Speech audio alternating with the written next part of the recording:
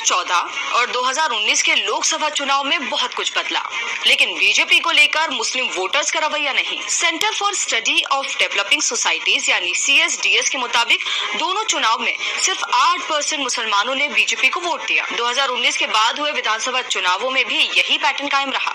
मुसलमान बीजेपी को हराने के लिए मुख्य विपक्षी पार्टी को ही एकजुट वोट करते हैं। जैसे 2020 के बिहार विधानसभा चुनाव में 77% मुस्लिम वोट महागठबंधन को मिले।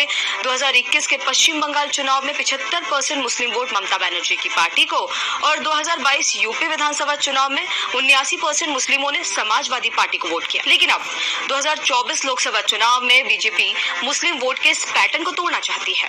पार्टी ने मुस्लिमों के 16 से 17% वोट हासिल करने का टारगेट रखा है। आज मंडे मेगा स्टोरी में जानेंगे कि क्या 2024 के लोकसभा चुनाव में नरेंद्र मोदी के लिए वोट करने वाले मुस्लिमों की संख्या बढ़ेगी। लोक नीति CSDS पोस्ट पोल सर्वे 2019 के मुताबिक सिर्फ 15% मुस्लिम ही मोदी सरकार वापस चाहते हैं। वहीं 78% मुस्लिम बीजेपी को नापसंद करते हैं, जबकि कांग्रेस को नापसंद करने वाले मुस्लिम महज 4% है। वरिष्ठ पत्रकार हसन सुरूर के मुताबिक मुस्लिमों को ये लगने लगा है कि कथित सेकुलर पार्टियां उनके लिए कुछ खास नहीं कर रही हैं।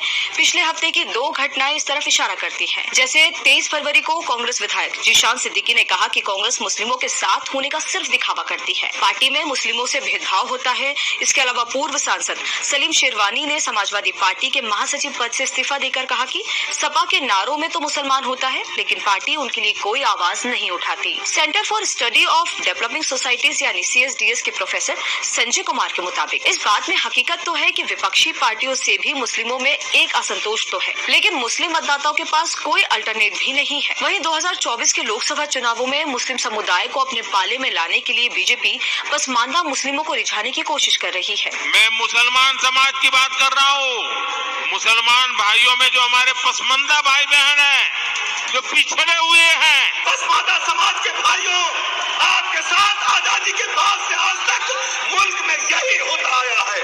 आपको तेज पत्ता बनाया गया केवल टेस्ट लेने के लिए, स्वाद लेने के लिए, वोट लेकर के आपको छोड़ देने का काम किया गया। फारसी भाषा से लिए गए शब्द पसमानदा का मतलब समाज में पीछे छूट गए लोग हैं।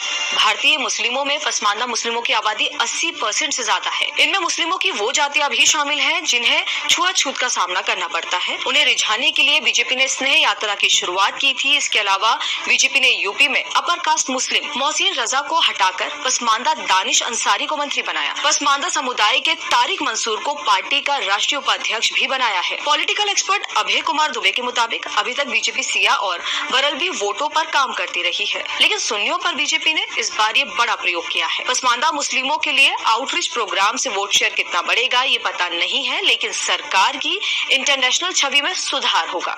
अगर वोट शेयर भी बढ़ गया तो ये सोने पर सुहागा होगा।